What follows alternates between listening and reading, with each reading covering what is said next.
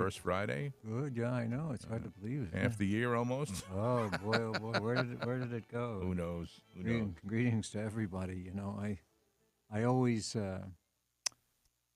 like to remind our listeners that the Monitor is the publication of the diocese. It's both print publication on a monthly basis and on extraordinary occasions like coming up the Lives of Faith, celebrating our priests and religious and their anniversaries, and a number of our key messages. Also, it's a daily thing on the website so that you can get the daily updates on things. And I myself, I consult it oftentimes just to make sure I know what's going on and why. But the Monitor is, for me, it's an opportunity to get messages across. As you know, I write a lot, and I like to be able to, as a teacher, and that's my background for my whole priesthood, is to use the Monitor and use our media and social media as an opportunity to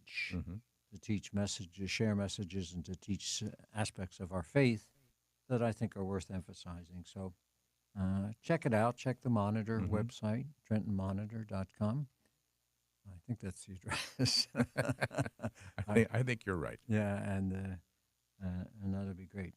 It's probably one of the premier diocesan periodicals. I mean, some dioceses don't even have. It's all online. Well, it's in reviewing their budgets, and dioceses have cut their print publications in order to say they're expensive. Oh, sure. I would tell you, it's very expensive. I would imagine to do that. But we made a decision a number of years ago in the diocese to maintain this in kind of a magazine form rather than the newspaper form that we used to use. Yeah. And to me, I get a lot of positive reactions from it, and people enjoy the articles. Yes. There are articles. I'm not the only one that writes for it. I'm just one of the many authors that write, and they have get a chance to see pictures of what's going on in the diocese and who's who and what's what. So I think it's a good publication. Well done. Next week, Father's Day coming, June 21st. Yeah. It's hard to believe. We wish all the fathers listening to our program, current fathers and fathers-to-be, happy Father's Day. Yeah. Also, June 21st is my mother's 100th birthday. Oh, there you go. She would have been 100 years if she was alive today. Yeah. Great part of my life. Coming up, as we, as a nation, celebrate our 250th anniversary, the bishops of the United States, we use the term USCCB, the United States Conference of Catholic Bishops. They made a decision a while ago that to celebrate the 250th anniversary, that they would consecrate the nation to the Sacred Heart of Jesus. And so that will take place during the annual summer meeting of the bishops. And the meeting is in Orlando, Florida.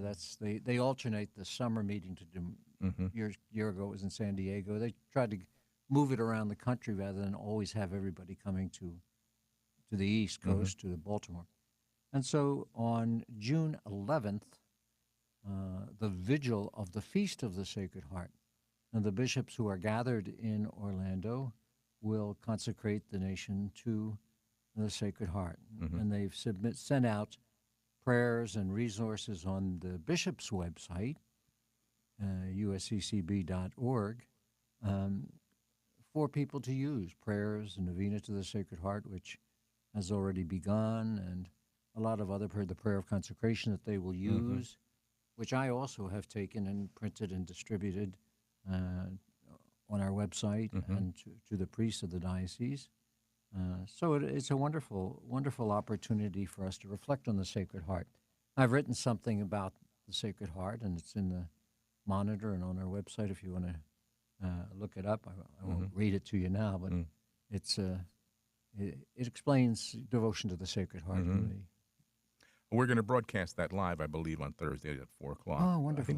But I thought the notes I got said it was a mass from the Basilica in Washington. Is it going to be simultaneous It may be, Okay. but I know the bishops will be in Orlando. Okay, but it's 4 o'clock, and I know we're going to broadcast it live Good. through the network. Yeah, So. yeah. I'm not sure about hmm what the basilica in What is Washington. an actual consecration, Bishop? What is the what does that mean to? Well, consecrate something is to make holy. Like, for example, the term was always used when a bishop was ordained, that it was his consecration.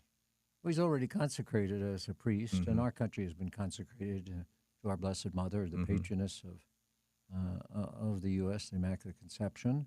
But it's just a declaration hmm that once again our minds and hearts focus on the important things in life, lifting them up and asking for God's special blessing is help us to preserve what is being consecrated and to use that as a means of glorification of God.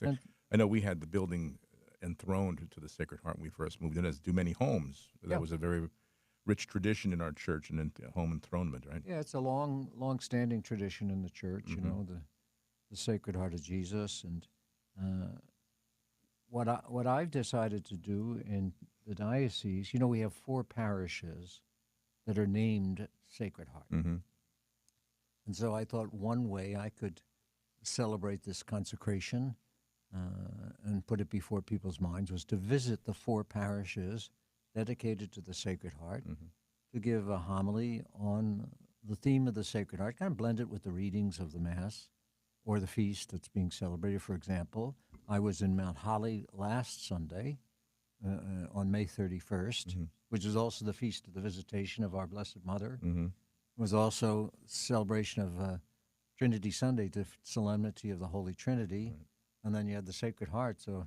I certainly had a lot to A work lot with, to cover, yeah. a lot, and the readings. So Yeah. I tried to blend the two together. But I went to Sacred Heart in Mount Holly. Father John Zahar is the pastor there, and we had a wonderful, wonderful mass and celebration. Choirs sang. You know, there was a small choir there that did a beautiful job. So it's great. It's a great opportunity for me. This coming weekend, which is Corpus Christi, Right. Solemnity of the Body and Blood of the Lord, I'll be down in Bayhead and celebrating the 10:30 Mass at Sacred Heart Parish in Bayhead. And so I will, again, blending together the Corpus Christi with Sacred Heart, which is not a big stretch. Right. It's pretty clearly related, and then the readings of the day, and then to have some opportunity to meet with the parishioners afterwards in the parish center, the parish hall. You know, that's a very important thing to me, is to have the opportunity to meet with the people, the faithful, at these occasions, and because the occasion, it's not like confirmation or some other. I'm just there for the Mass and to be with the people, and I always try to be outside the church after the Mass and be able to greet everybody and have opportunity. You know, a lot of people say, "Oh, can we get a picture?" You know, and things like that.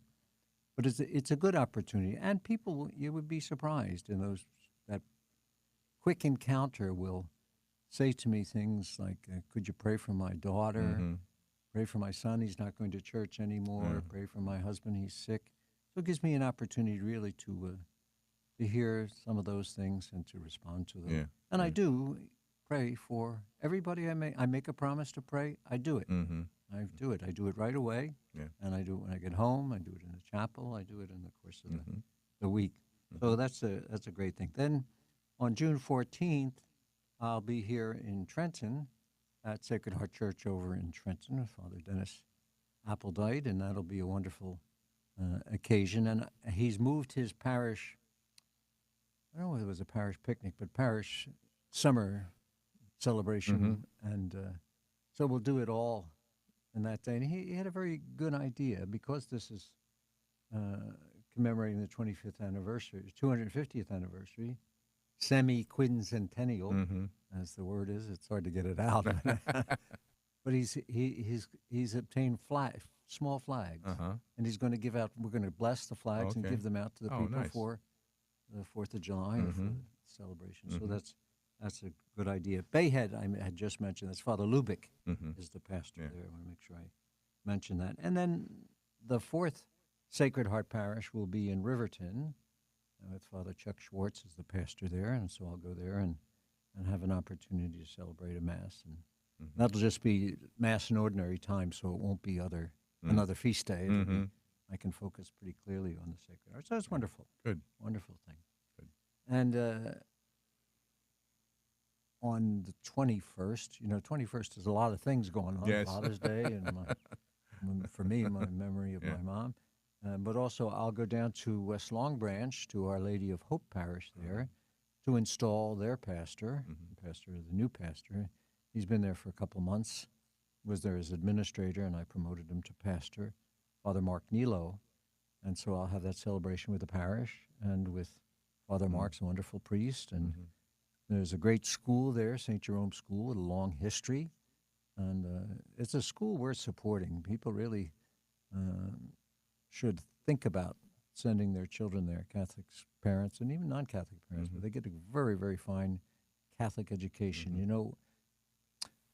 The number of times that I've visited the school, and I do visit our schools, when I walk into St. Jerome's, I feel like I'm walking into my old school. Oh, okay. It's that spirit, the Catholic spirit and Catholic traditions and all the Catholic values, very present there. And I'm looking forward to being down there. We have some retirements, Jim, in the diocese coming up, and one of them is the retirement of our chancellor and executive director of Pastoral Life and Mission, Terry Ginther. Terry's been serving in various capacities in the diocese for 30 years. And so she's decided maybe it's time to spend some time with her family and do some other things. But she has been such a godsend to the diocese and in so many ways. I mean, when I walk into that chancery building, I know she's going to be of great service to me as I serve the diocese. And she has been a marvelous, marvelous person.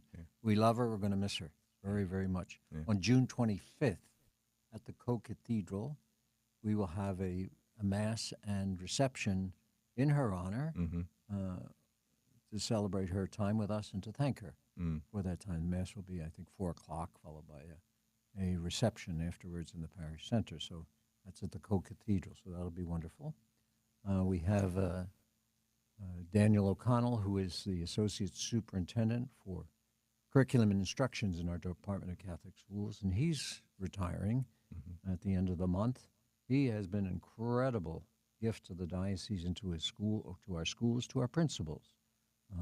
So organized, and of course, he was a teacher for us a long time, 30 years or more. Sure. He taught Spanish and Biblical Greek. Oh, really? Yeah. In high school? At a girls' high school. Oh, yeah, my it goodness. girls' Was high that school. Nazareth? Nazareth Academy. Where my daughter went, yeah. He has many, many friends among the alumni of the school. But it was amazing to me. And he would say he'd get 20, 25 Really? kids in the elective. Ambitious children. Biblical Greek, and some of them went on to study Bible or to study theology. Well, there you go. Yeah, but he's incredibly well organized based upon all of that experience. Yeah. So he'll be very, very much missed in the diocese. Terry Ginther will be, she'll be succeeded. I promoted Denise Contino. Denise is a parishioner up at St. Benedict's in Homedale, and she has been working for many years in the diocese as the director of catechesis. So she's well known to a lot of the directors of programs in parishes for catechesis and Christian initiation. And she's just such a wonderful Catholic woman, example of faith, bright as can be. And she's going to do a great job, I know, in succeeding Terry. Terry had 2 jobs. She was the chancellor, and she was also the executive director of Pastoral Life and Mission. So Denise is going to take the Pastoral Life and Mission component of her work, and she'll do a great job at that. I wish her well. Good. Yeah. So changes. What's that? Changes. Changes. Changes come, right? Changes. Yep. Speaking of changes, we have our priest changes. It's funny. Last year, when I went to do the pastor's changes and priest changes, only one priest asked for a change, Mm-hmm. and he wanted a sabbatical. And Mm-hmm. Father John Large, and who's come back from his sabbatical, finished his sabbatical, and he's Mm-hmm. going to be down at Spring Lake Mm-hmm. in St. Catherine St. Margaret Parish as the parochial vicar there, Mm-hmm. working with Father Damien McElroy, who's the pastor there. And Father Large, wonderful, good priest, and I'm so happy to be able to assign him there. I'm taking from that parish Father Greg Abadia, who is well loved there, and I'm sending him to Medford, to St. Mary Mm-hmm. the Lake, which has a wonderful school and is a Mm-hmm. beautiful, beautiful parish. And so he'll take over there as administrator. And Father Dan Swift, who has been the pastor of that parish, maybe 12 years, I think. I think That so. long, really? I remember he was at St. Benedict's many years ago. He was at St. Benedict's. Yeah. He was at St. Benedict's when I came. Right. And then I moved him from there to Medford, Mm-hmm. to St. Mary's, and a wonderful pastor there. Mm-hmm. And so he's moving on to St. Leo's in Lincroft, Mm-hmm. and he will be the pastor there. And he's already started to get things together and start making some inroads with the staff there. Mm-hmm. So it's a wonderful assignment for him. And then the other assignments, we have 3 priests retiring. Father Jim Conover, who I ask your prayers for him. You know, he's battling cancer Mm-hmm. at this point, and he was the pastor of St. Rose of Lima in Freehold. And so he has passed the diocesan policy age for retirement. Mm-hmm. He's been a wonderful Which is 75. 75. Okay. This is pretty much the canonical Mm-hmm. age Mm-hmm. right across the board. But anyway, 75. Mm-hmm. And so he's going to move. He was the organist for the diocese for many, many Oh, I didn't know years. that. Yeah, he was very involved in the music. In fact, when I Okay. came, Uh-huh. he was working with the diocesan choir Okay. there. Great guy. And again, a place with a good school. You know, I can't promote our Catholic schools Yeah. enough. Yeah. Really, you really have to consider sending your kids, your grandkids to Catholic schools. Mm. Our Catholic schools are outstanding in the Yeah. diocese here. He'll be replaced by Father Joel Wilson, who currently is the pastor of Our Lady of Perpetual Help in Mapleshade, Mm-hmm. New Jersey. Father Wilson will come there. It's an interesting parish. It's predominantly Anglo, but there's a large Hispanic community there. And, you know, when you say Hispanic community, it's really just say Hispanic communities Mhm. because there's so many different groupings and Mm-hmm. with different sets of cultures and all. Father is fluent in Spanish. I've heard him Mm. preach. He's marvelous. So he'll be a very good pastor there. They also have a Vietnamese, little Okay. Vietnamese community there. Now, he doesn't speak Vietnamese, Mhm. but we bring in a priest to celebrate Mass for the Vietnamese on Mhm. Sunday. So Mm-hmm. it's a really interesting All right. parish with a Mhm. big school. I was there a couple months ago to the school and had a wonderful, wonderful day there with Mhm. the school kids Mhm. and their families. To take Father Wilson's place will be Father Fernando Lopez Monsalve. Father has been in the military, working in the military and working on his academic educational pursuits. And so he's coming back from the military, Mm-hmm. and he will be going there as pastor. He's been a pastor before. He was pastor up in Atlantic Islands. You know, that's great. We have a retirement in St. Gabriel's in Marlborough. Father Gene Roberts, who probably is the longest serving pastor in the diocese. I think maybe 34 years he's been a pastor there. And so he's past the canonical age and submitted his letter of retirement, and he'll be moving on to retirement. Taking his place will be Father Brian Butch. Mm-hmm. Father Butch is a wonderful priest, and he's helped out at St. Gabriel, so the people know him. He won't be a stranger. Mm-hmm. You know, it's like welcoming an old friend back to Mm-hmm. the parish, and he'll do a wonderful job there, serving. He will be leaving his parish in St. Anselm's in Wayside. Mm. And he's did a marvelous job there. He's only been there for a couple of years, but he did a marvelous job in the parish there. Taking his place will be Father Carlo Callison. Mm-hmm. Father Carlo, some of you may recognize the name. For a number of years, he traveled with me and served as my MC Mm-hmm. before Father Jean, my current MC. Mm-hmm. A wonderful young priest, just turned 40, Mm. from the Philippines, and he'll be going there. But he also is known to the parishioners there. That's a nice Mm-hmm. aspect of making these changes. When you send them to send the priest to a parish, if they've had some experience of the parish and they know the people have more confidence. Mm-hmm. You know, people are always kind of suspect when there's a change. Right. You know, Right. so he'll be going there, and then I already mentioned Father Swift will be going to St. Leo in Lincroft. Again, big school, good school. I just had confirmation there. It was 140 kids, Wow. young people, I should say, and. Now, I when use words like kids and guys and all of that, but you all know what I we mean. know, right? When a priest retires, I know at my parish many years ago there was a retired priest living there. He was retired, but he would. He would say mass, and he was like the little sexton there. Is this usually what most priests do when they No, retire? They go to the villa, or they just they have options. yeah. I don't think it's really a great idea to Mm-hmm. stay at the parish where you were. Well, no, they would move though to a different parish and reside there. Yeah, Yeah. they move. They have the option. We have what's called a senior priest Mm-hmm. status, Mm-hmm. and so that priest can go to another parish, not the parish he was in, but another parish, and he will help out there. But he'll have no administrative duties. His only job is the faithful. Mm-hmm. Serving the Right. faithful, celebrating Mass, helping with the Hearing sacraments and all confessions. that, Yeah. hearing confessions and all of that. So they have that option. Or some of them have their own homes. Mm-hmm. Some of the priests whose parents maybe moved to the shore or move Right. here Right. and have passed away have left their homes to some of the priests, and the priests move into that place. Mm-hmm. And they help out in other parishes. They have the freedom to say, okay, Mm-hmm. now who needs me? Yeah. Yeah, Which I'm sure these days probably is a He's big help, right? they're a huge help. These priests there, and, Yeah. and also the priests who have retired from other dioceses who come to settle in the Diocese of Trenton. I think there are like 64 retired priests who are living in the Diocese of Trenton at the current time, and Mm-hmm. most of them help out in a parish. Not all Yeah. of them, but most of them do.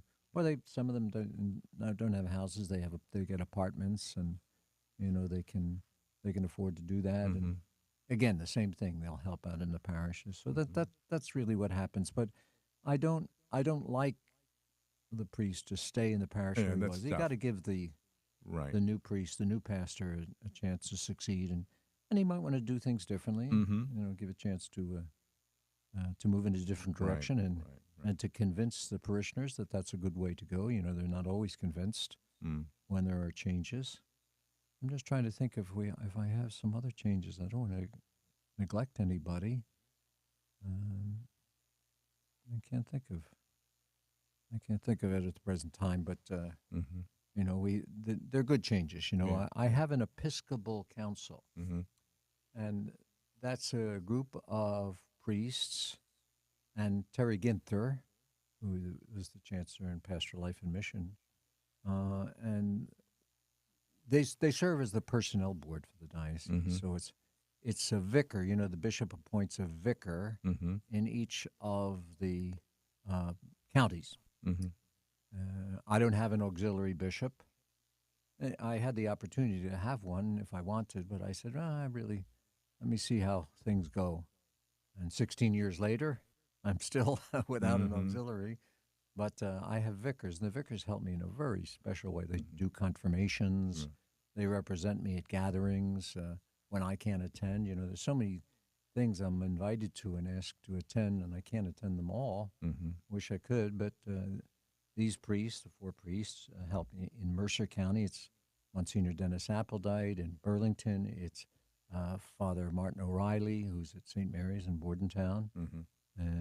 And in Is there one in each county? You said? There's one in each Yeah, county. In Monmouth County, it's Monsignor Joseph Rosie, pastor down in St. James in Red Bank. Mm-hmm. And he was the chancellor of the diocese one time. He was very close to Bishop Smith. Mm-hmm. Served, I think, as his secretary at some point. Yeah.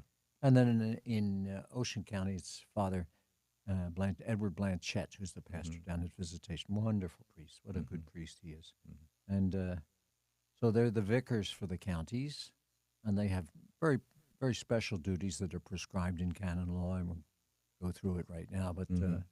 and they're very, very helpful to me. And then we have deans, we have deaneries. The diocese is diocese as a whole. Mm-hmm. Then it's vicariates, the 4 counties. Then it's the deaneries, and there's about 10 of those groups that are uh, grouped together in cohorts Mm-hmm. so that each part of the diocese has an opportunity. The deans have canonical canon law responsibilities as well. They Mm-hmm. visit the other priests in their area. They sign off on the books, the Mm-hmm. sacramental registries, and all of that. Mm-hmm.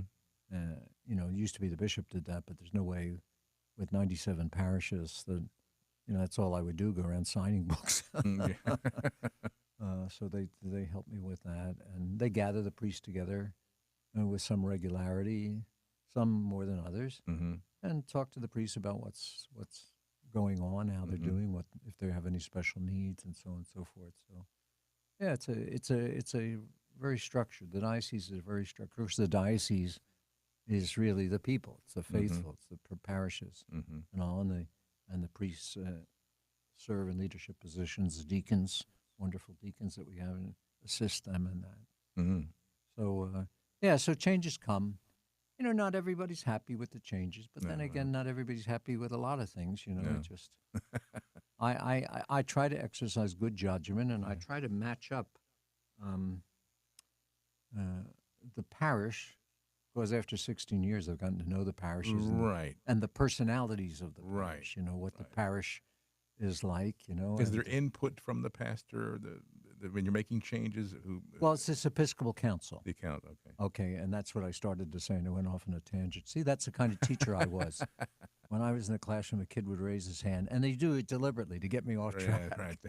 But the Episcopal Council Mhm. is the vicars, and then other representatives of communities like the Hispanic communities, the Filipino communities, Mhm. people who have special, what I would say, cultural aspects. So to make sure that nobody gets missed. That's Mhm. the point. And then there's two at-large members of the Episcopal Council, or just pastors that I just pick out Mhm. of a hat. Mhm. Guys who are uh, effective and guys who are very present. As you look at the priests of the diocese, and we have such a wonderful presbytery. Let me tell you, we're so blessed. Mhm. Uh, there are many who participate all the time in everything the diocese Mhm. offers. And then there's some who never participate, Mhm. and Mhm. I'm always trying to reach out to those guys to make sure that they know they're not forgotten, that they're Yeah. part of the diocese, and make sure they get all the information. The email system is very helpful. And I told them that. I said, you want to know what's going on? Go to your email account. Mhm. I said, I'm not picking up the phone and calling 97 pastors. Right. Right. Look at the email. I try to share a lot of, and priests will say to me they've never had so much information Mhm. from the bishop, Mhm. and I take pride in that. It's important to make sure everybody's informed. Is there there used to be years ago a time limit, like a 6-year term per Yeah, se? it's a canonical time. So Six is years that renewable. 6 years renewable. renewable? Okay. Okay. And we have pastors who've been pastors for 12 years who I renew. Mhm. Uh, I review every parish. Yeah. I take that responsibility very seriously. But if things are going well, there's no reason really to disrupt Mhm. the flow of things in a particular parish, unless there's a need, Mhm. like in the case of Father Brian Butch. He is doing a great job at St. Anselm's. I'm sure the people will miss him, Mhm. but there was a need, and there was a need that he was suited for. Mhm. And that's true of a lot of this consideration. There is a canonical term for curates or parochial vicars, the assistant pastors, as they used to be called. It's 3 years renewable. Mhm. For the pastor, it's 6 years renewable. Mm. But it's not a hard and fast rule. The same way with the retirement. Retirement is 75. That's what's in our diocesan policy, which Mhm. is canon law for the diocese. That's policies. And then they're required to submit a letter to me, offering their retirement, and then I make a decision whether to retire them or not. Hmm. Sometimes it's good to Even retire if they them. don't want to retire, they still have to You know, submit a it's letter. y- a lot of them I don't mean, want. these days, 75 doesn't seem that old Yeah, anymore. I know it doesn't seem to me at 71 it doesn't I seem that know. long. That's what I'm saying. Some don't want to retire, but Yeah. sometimes But they're still required to write the letter. they're right. Yeah. Sometimes you don't know it's time to go, Mm-hmm. Yeah. and that's a very natural Right. reaction. They're used to being in a place, and they want to stay. Very comfortable. Yeah. It's comfortable, and they're used to it, and so on and so on. But sometimes the faithful need a change, Yeah. Yeah. and that's some of the that's what you consider. Right, It's right. not a hard and fast thing. We have the law, we have the policy, what it is, Right. and then you have the bishop to make the judgment, Right. and then I make the Mm. judgment. And sometimes the priest doesn't know that he needs. Can a you break. write a PS at the bottom? PS. I really don't want to leave.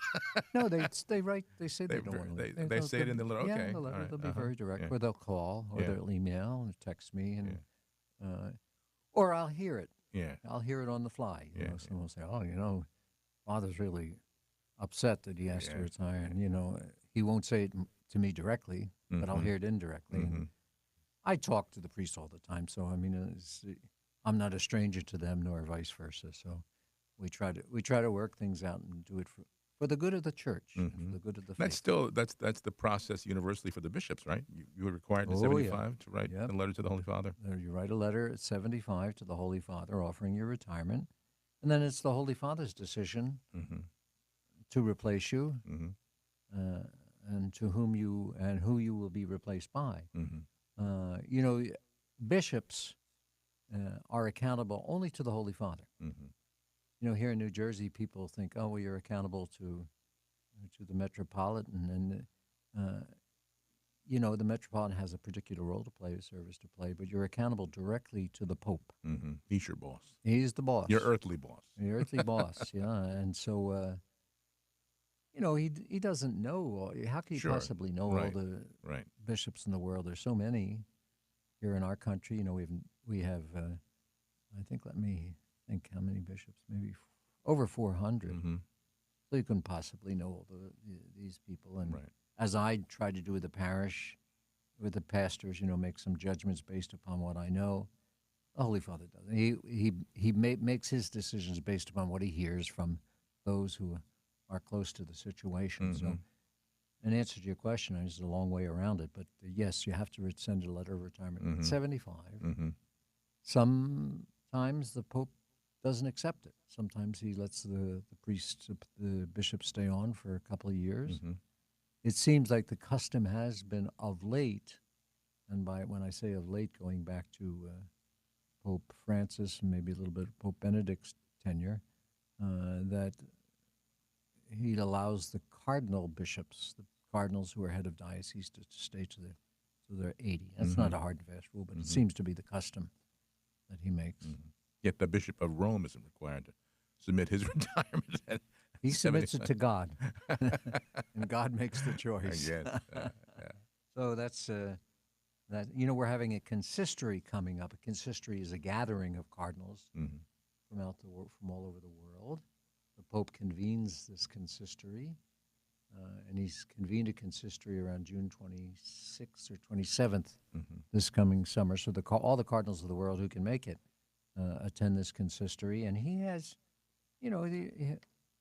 he's been very good at and very faithful to his commitment to make sure he gets the cardinals more involved with Mm-hmm. decision making. So they'll gather in Rome, those who can attend or are able to attend, and they'll discuss a whole bunch of things. I've heard recently what's on their agenda, and of course, war and peace right now in this time in the world is an important thing. The Holy Father wrote an encyclical, Mm-hmm. which I'm sure will be discussed. I'll say some things about that in a little bit, and some other things. Everyone expected that this consistory would deal with the liturgy and the question of the traditional Latin Mhm, Mass, the extraordinary form, but it's not on the agenda. Mm-hmm. So people were surprised by that the Holy Father didn't bring that up. Well, that's status quo right now from the way it's Francis where- left it. Yeah, it's status quo where it is. Pope Francis has he's not given any indication that he's going to make any significant change, or as Hmm. some expect, Hmm. the traditional Latin Mass is going to be ended. We have it in 5 parishes within the diocese, and it seems And is to. the Mass celebrated in the church proper? I mean, there Oh was a yeah, time where it was yeah. not, I know right? there was some uh, restrictions put on Hmm. the celebration, but those restrictions have been lifted a little bit or Hmm. modified a little Hmm. bit. Certainly in our diocese, we followed the restrictions, Hmm. and people were very good about that, following what the Holy Father and Hmm. Rome asked. But those restrictions have been lifted. In our case here in the Diocese of Trenton, where we currently have or offer the traditional Latin Mass, and I haven't expanded it beyond those who were offering it before the restrictions were Hmm. imposed. But I've been given from the Cardinal Prefect of the Dicastery for Worship, Divine Worship, and the Sacraments, 2-year extension Hmm. to continue the current status, and that's renewable. Hmm. So after 2 years, I'll write again and ask him. It's important. This is, it's not particularly my cup of tea, but it's important for some people who. Well, that's what I always feel that way, Bishop. How are you being fed? The church says That's it. that you can celebrate both ways at this point, and the traditional Latin Mass gives you what you really need. God bless you, Yeah, and the and opposite is true. If Novus Ordo is feeding your soul, and that's the liturgy you prefer, God and bless you. that's the overwhelming majority Right, of Catholics. and one is not better than the other. Jesus is in both, present in both masses. Consecrated bread and wine, the body and blood of Christ, Right? the Yeah. Word of God explained in a homily. You have those important critical elements Mm-hmm. of our worship in the church, and they remain. Some people are they talk it down, Right. and I don't like that. Either way. Right. People have their Mm-hmm. faith and they have their preferences, and Mm-hmm. as I say, it would not be my preference. Right. I enjoy the Novus Ordo, and I enjoy celebrating it, and I Yeah. try to do it reverently Right. and in a good way. Uh, so anyway, the answer to the question of the restrictions, Mm-hmm. they have Right. been modified, Yeah. and adjustments and permissions have been given. Mm-hmm. So I keep in touch with. Yeah. I know the prefect, actually, the cardinal prefect. Mm-hmm. I know from a previous life, Mm-hmm. and he used to be the bishop of Leeds in England, Oh. and and that also makes it as it is with the Holy Father. The fact that I speak the Speak language. English. We Right. can speak this language. We don't have to nuance it. Right. Exactly. But that's the big issue of the summer has been um, the Holy Father's first encyclical, Mm-hmm.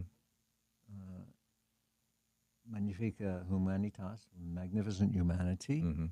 and which he lays out in this encyclical in a beautiful way. Mm-hmm. Uh, what are some of his priorities and interests? Of course, AI, artificial intelligence, is the one that everybody's talking about. His Mm-hmm. comments on that, and he's urging people to be cautious in their use of artificial Right. intelligence. Right. And some people agree with him, some don't. Some people see artificial intelligence as the answer to everything. Mm-hmm. Some see it as problematic and Right. needing to be controlled. So the Holy Father puts it out there. He's been speaking about this with caution Yeah. since he became Pope. In some of his first talks, in early 2025, he spoke to students and he wanted to remind them, don't let algorithms tell your story. Mm-hmm. You make sure that you tell your story Right. and be truthful and honest, and learn to humanize Mm-hmm. the digital. That's the phrase that he used in his talk. And then in a similar way, when he spoke to the National Youth Conference in Indiana later that same year, he again cautioned the young people, don't put all your eggs in that basket. Mm-hmm. Be careful. And I think that's important to say. Certainly, we've said it. I wrote, surprise, surprise, right? I wrote an article about AI And it's usually, I wrote it actually before the encyclical. Mm-hmm. I think I published it in December. Mm-hmm. And I said, did the Holy Father read my article? Did he copy my Are you article? footnoted in his I in his footnoted in the yeah, article, but the article says a lot of the same things. You can read it on the yeah. Monitor Mm-hmm. website. It's present there. Mm. But this encyclical, we're going to hear more and more about this, and more and more about the issue of artificial intelligence. Probably a lot of our listeners don't, they don't need a lot of instruction on artificial because they don't use it. Or don't use it, don't know what it is, right? Yeah, it's not. I was totally unaware of it until about a year and a half ago. My son showed me Chat GPT, and I was kind of blown away by Yeah, that. did you ever use it? Yes. Yeah. I use it on occasion. Yes. But, I realize what it is, and I realize what I have to say and what I want to say. Mm-hmm. So I will use it for things like, when you get a writer's block at Yes. times, and you say, how do I want to say something on this? You're right. And whatever Chat GP, it's not human, it's a machine, Right. it's gathering Yeah, I algorithms. know. It's scary. It's scary, yeah, it's scary. But it might help you with. But it's like a personal assistant if you use it that way and limit it, in a certain you way. have to, but you always have to remember that you're in control. That's right. You're the human. That's right. And I heard a talk given by Father Robert Spitzer, who was a Jesuit, Mm-hmm. and he was the president of Gonzaga University out in Washington. Mm-hmm. During at the same time, I was president of Catholic U Mm-hmm. in Washington D.C. He was in Washington State, Right. and he really goes on a tear about making sure there's no soul, there's no conscience, there's no emotion Right. in AI. It's just an algorithm that gathers information from publications and from other things all over the world, and it does a good job at presenting it, but there's no heart there. Yeah. There's no heart there, and we have to remember that.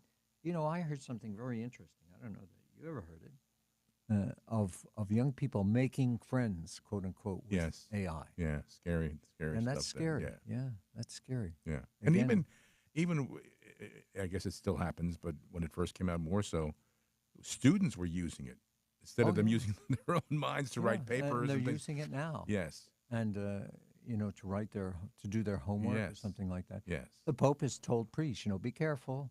Don't leave it to AI to write your homilies, and But Bishop, I'll tell you, I was curious about it, and I one time asked the machine, write a 10-minute homily on, and I mentioned a chapter and verse of particularly the Gospel of the day, whatever it was, and it was very sound theologically. in seconds you get the Yes. answer. That's the amazing thing about Yes. this, you. But there was nothing in it that would be, non-Catholic. It was Yeah. very Catholic in its nature, and I was like, whoa, this thing is scary. And but I have seen on some of these, I won't mention the particular name of the particular venue, Mm-hmm. mistakes. Yeah. I've seen them, and it says there is a caution there. Yeah. It makes mistakes. Yeah. Just so you know. Yeah. For example, I was writing something, and it picked up my name, Mm. and then it gave a biography, and it was incorrect. Right. There's another Bishop, David O'Connell, isn't there, out in L.A. somewhere? Yeah, he died. Oh, Yeah, he was died. murdered. Oh. Yeah, and there is another Bishop O'Connell, Bishop Mark O'Connell. Mm-hmm. He was auxiliary in Boston. I forget where he is right now. Mhm. But the bishop in L.A. was murdered. Terrible I didn't know situation a couple of years ago. But he was David O'Connell. Right, exactly. And when he was murdered, the emails and texts I got and the diocese got because they thought it was me, Mm-hmm. But unfortunately, this bishop was an auxiliary in Los Angeles.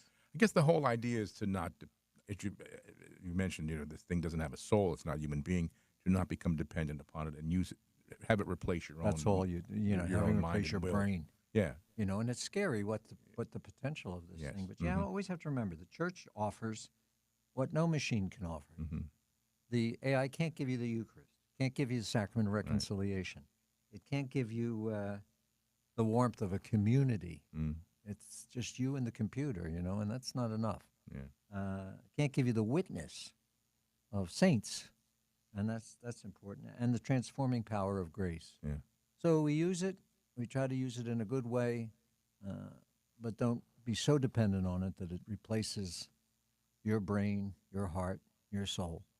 And, you have to be careful. It's like anything else. Right. It can be used and it can be abused. And I think that's the message the Holy Yeah. Father is. And the other issue to consider is that it's advancing very rapidly, It is. more and more every day, and into these data centers that they're building, and it's just Oh, giving it more no. power and more information, and the advancement of it is needs to be watched and Yeah, yeah.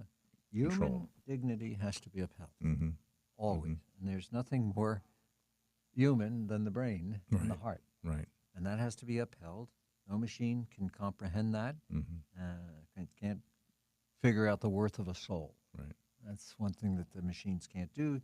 Justice and fairness have to guide the development of this process. Mm-hmm. And the Holy Father is speaking about regulating, the importance of regulating. It was interesting.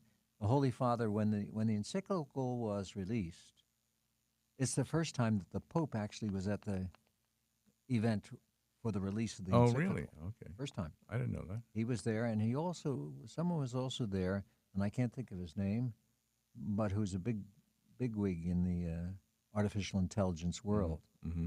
And it was a very clever way to release this document, to have this person who's not particularly religious Mm-hmm. to be there with the Pope and to support what the Pope was saying at Right. the time. Right. Privacy is a question. Yeah. here. Mm-hmm. You have to be conscious of that. Autonomy is a situation, and accountability. There's some accountability for what you say Mm-hmm. and what you do. So this encyclical, it's only about 100 pages, but it's very well written. It's I don't know how to say it. It's on the style of someone. It's not. I've not read it. In fact, Cheryl was asking this morning. She says, "Is it over theological? Is it what? How is it written? Is it written more for the layperson to really not feel that they're below Yeah, the style?" Yeah, I don't sense that. I think it's theological, that's Mm-hmm. for sure. Mm-hmm. It's doctrinally sound. Mm-hmm. I've been since I wrote my article a couple months ago. Mm-hmm. I've been waiting for this encyclical to come out to, kind of to match it up point by Mm-hmm. point to Mm-hmm. see if I had the similar thoughts as the Holy Mm-hmm. Father did, and Mm-hmm. I did. But I waited for the encyclical to be released. Mm-hmm. So I read it like at 4 in the morning. I was lying in bed, and it finally popped up on yeah. on the Vatican website. So Yeah. I read it but I had an outline of what I wanted to say and just Mhm. describing it. Mhm. The day or two before, I received from the Holy See kind of notes, frequently asked questions, things that they anticipated people will wonder when the encyclical was released. And the popes don't write a lot of encyclicals, so an encyclical itself. What is how would you define that for the people who don't encyclical know? has long served the Church as a kind of a privileged means by which the successor of Peter, by the Holy Father, offers guidance to the Church and the world. They're usually addressed to bishops, with the hope that the bishops in turn will disseminate it to others. But the encyclicals are intended for the whole faithful, Mhm. not just for priests and bishops. And they try to illuminate moral, theological, social questions that require us to give some more thoughtful discernment. So the Holy Father, when he writes encyclical, he puts it out there. Encyclicals are not typically infallible Mhm. or ex cathedra, is the Mhm. expression that sometimes is used from the chair. But encyclicals do carry significant weight, significant teaching authority, as expressions of the Pope, what we call his ordinary magisterium, his ordinary teaching responsibility.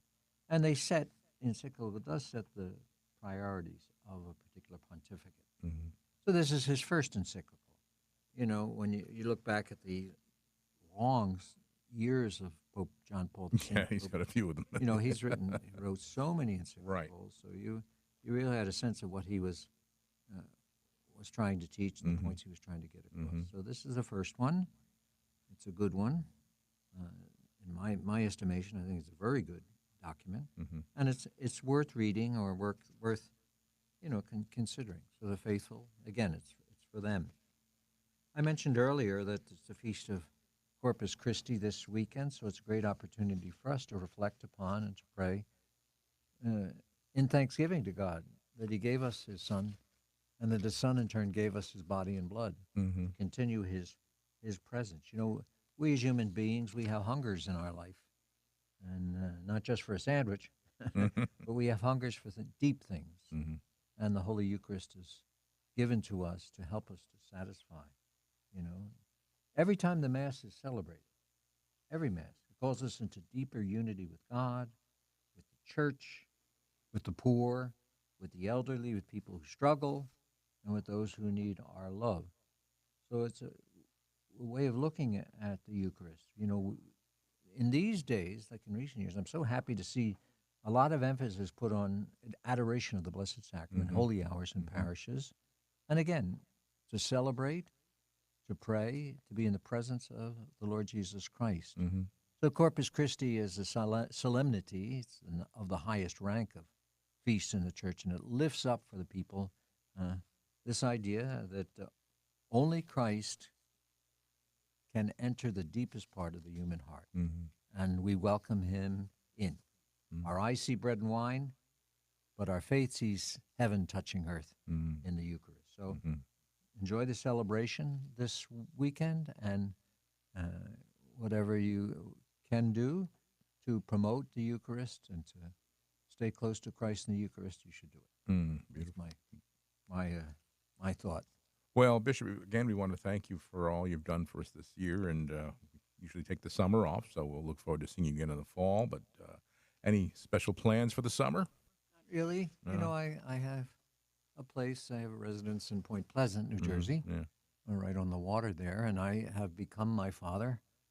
So I watch TV and I look at the boats and enjoy just being there. Enjoy different, and then Mhm. some priests will come and visit, or others will come and visit, and Mhm. we'll Mhm. have opportunity to kind of catch up. But it's really a time. I use this time. It's usually it's month of July Mhm. as downtime. Yeah. Even though I have an office set up in the residence in Point Pleasant, Mhm. uh, and a lot of times I'll work on homilies for the coming year. You know, there's special occasions coming up in the fall, Right. so I'll work on homilies and I'll do Right. things like that. But I use the time to read. I use the time to pray. I have a chapel in my house for Mass, and the Mhm. Blessed Sacrament is reserved there. And I like to cook, so it Yeah. gives me the opportunity to do that. And I have a priest who invited me to go fishing with him and his father on their boat. Oh, yeah. So I hope to take him up on that. I didn't mention. We have a synod that has been announced, Mhm. and I talked to the priest at the Presbyteral Council. The synod.